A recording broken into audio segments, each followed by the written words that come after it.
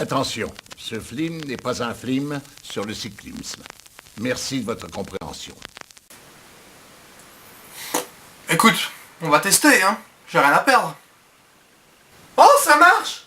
Bon bah techniquement, vu que je parle cinéma en vidéo, ça sert à rien. Mais ça marche. C'est sympa à savoir.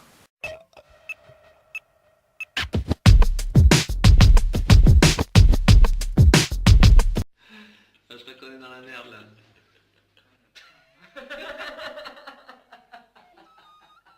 Comment tu rates un Taken?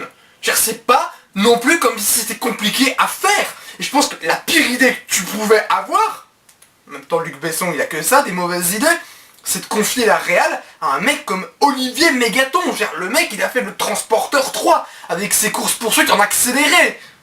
Si c'était que ça. Il a fait Colombiana avec Zoé Saldana. Le mec il a quand même... Attends. Le crime du siècle, le mec il la met même pas en valeur. Je veux dire, c'est Zoé Saldana quoi. Elle est magnifique, c'est pas compliqué de la mettre en valeur. Il suffit juste de la filmer un minimum. Un minimum, je demande même pas un génie du genre Spielberg, hein. Je demande juste, filme un minimum. Le mec, il arrive même pas à faire ça. C'est criminel. Et maintenant, après Transporteur 3 et Colombiana, t'as Taken 2 qui vient s'ajouter à la liste. Non mais le mec, il faut le pendre sur la place publique, c'est pas possible autrement. Non mais ils sont tous nazes dans l'écurie Besson, mais lui là c'est le pire. Et comme je le disais sur Zoé Saldana dans Colombiana, ici à la limite le film est un tout petit peu sauvé sur ses 40 premières minutes par 2-3 plans assez sympathiques sur le cul de Maggie Grace et aussi ses magnifiques jambes. Mais voilà quoi, est-ce que c'est suffisant pour faire un film? Non, je ne pense pas. Mais quand même, il faut être tout à fait honnête, donc merci aux 2-3 plans sur le cul de Maggie Grace et aux jambes de celle-ci de m'avoir sauvé de la mort pendant que je regardais cette grosse bousasse. Mais je crois, sans déconner, que le plan le plus long du film il dure 7 secondes.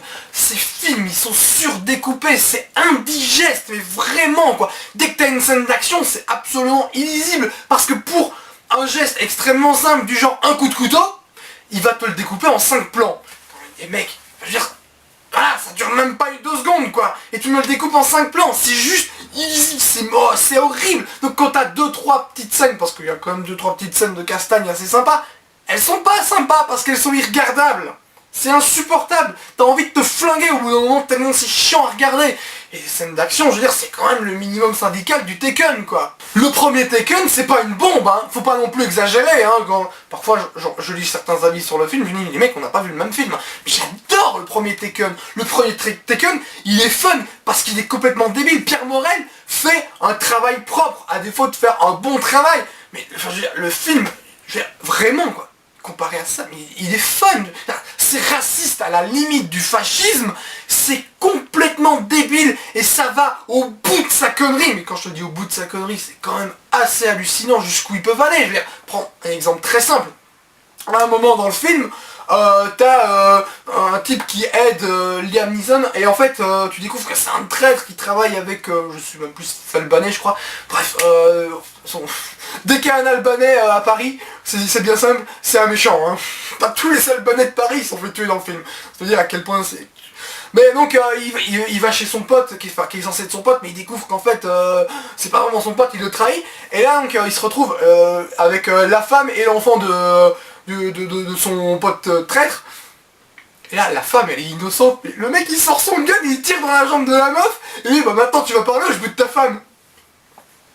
Mais t'es obligé d'être mort de rire devant cette scène tellement c'est what the fuck. C'est absolument génial, c'est complètement crétin, c'est complètement faf, ça s'assume à mort en sa... Enfin j'espère que ça s'assume à mort en sa connerie quoi.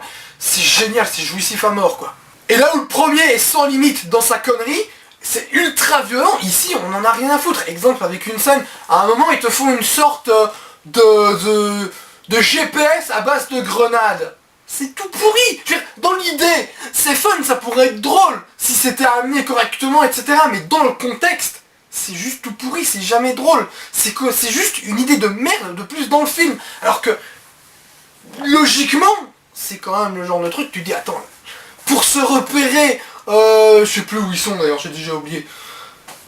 Il va utiliser des grenades, attends, mais c'est fun dans l'idée. Tu regardes le truc, t'es juste là, on va te dire, putain, pourquoi ? C'est vraiment tout le problème du film. On s'en fout. On en a rien à foutre de ce qui se passe dans ce truc.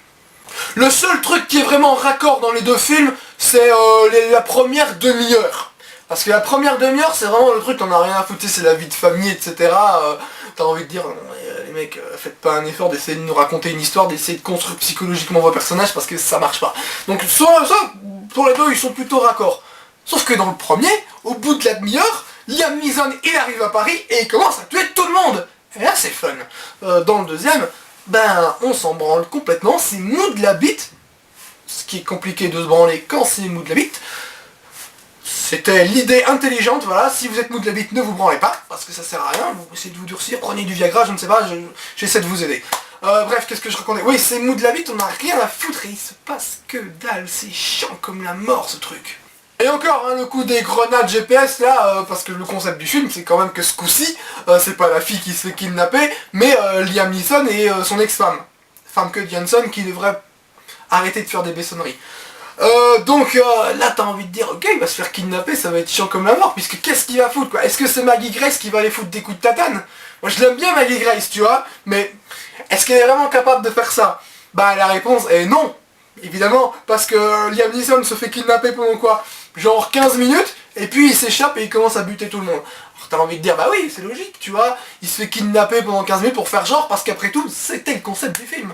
Merci les gars, merci beaucoup. Non franchement le premier c'est un vrai plaisir coupable que je revendique et que j'aime à mort, mais vraiment c'est un film qui me fait hurler de rire tellement il est con quoi. C'est vraiment un des trucs les plus inconscients que j'ai vu ces dernières années. Du coup c'est ultra jouissif. Le deuxième c'est juste une merde pour aller taper dans le portefeuille de ceux qui se sont dit tiens ils vont faire un Taken 2, le premier était tellement génial que le deuxième va être obligatoirement génial. Sauf que non, tu peux pas faire un film génial, je veux dire Taken ça appelle à aucune suite, c'était improbable. Donc ils ont prouvé une fois de plus que tout ce qu'ils voulaient c'était de taper dans le portefeuille du fan pour se faire un peu de fric, et que surtout Luc Besson est un connard incompétent qui fait n'importe quoi juste pour le plaisir de faire n'importe quoi. Du coup, je repose ma question du début. Mais comment tu rates un Taken? Yippee-ki-yay, motherfucker.